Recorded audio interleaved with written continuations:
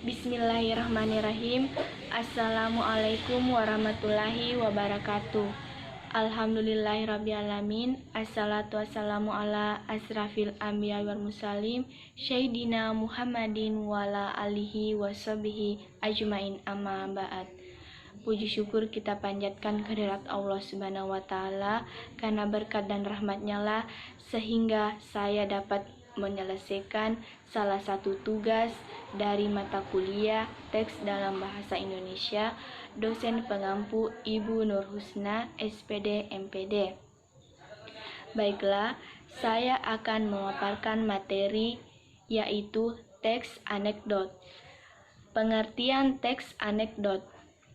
Teks anekdot adalah cerita singkat yang di dalamnya mengandung unsur lucu dan mempunyai maksud untuk melakukan kritikan. Teks anekdot biasanya bertopik tentang layanan publik, politik, lingkungan, dan sosial. Struktur teks anekdot. 1. Abstraksi. Abstraksi menjadi struktur teks humor paling awal yang ada dalam sebuah teks bernama anekdot. Abstrak ditaruh di awal paragraf dengan fungsi untuk menggambarkan mengenai teks tersebut secara umum agar pembaca dapat membayangkan. 2. Orientasi. Orientasi merupakan awal kejadian pada cerita atau juga bagian yang menjelaskan latar belakang mengapa peristiwa utama dalam cerita dapat terjadi. 3. Krisis. Struktur teks anekdot berikutnya adalah krisis.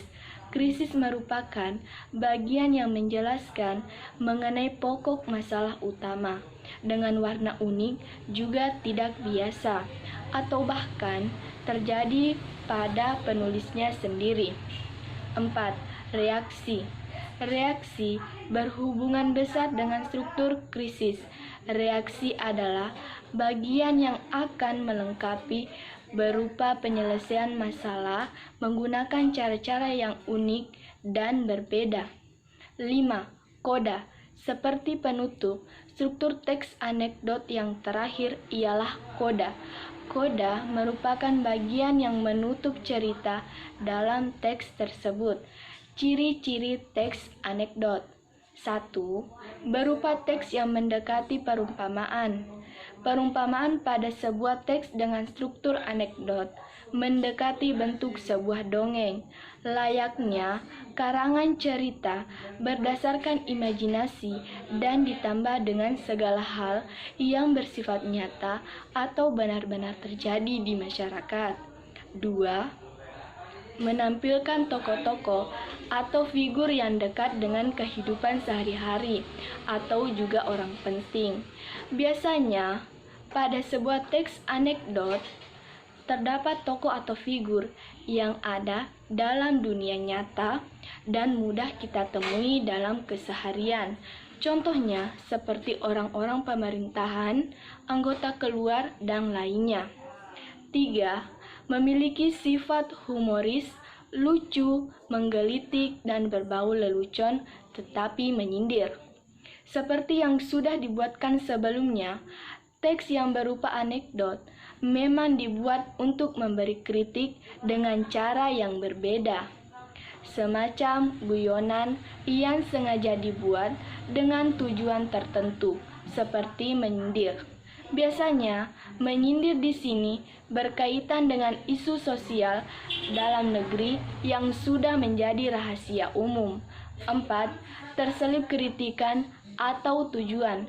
Mungkin ini juga dapat menjadi salah satu tujuan dari dibuatnya sebuah teks berbentuk anekdot, di mana pembuatannya akan menyelipkan kritik dengan cara yang lebih lucu dan mampu diterima oleh masyarakat. Kaidah teks anekdot. 1. Memakai pertanyaan dengan keterampilan bahasa yang kreatif dan efektif atau retorik. 2. Menulis sesuai struktur, yaitu diawali dengan bagian abstrak dan diakhiri dengan bagian koda. 3. Menyatakan peristiwa serta bagian dari peristiwa menggunakan konjungsi. 4. Memakai kata keterangan waktu lampau. 5. Memakai kata predikat atau kata kerja. 6. Memakai kalimat yang berbau perintah. Dan terakhir, dibuat secara berurut dan kronologis. Contoh teks anekdot. Bu guru memasuki kelas satu demi persatu saat lonceng sekolah di kota A mulai bergema. Bu guru tersebut berdiri di depan kelas sambil menenteng lembaran pengumuman.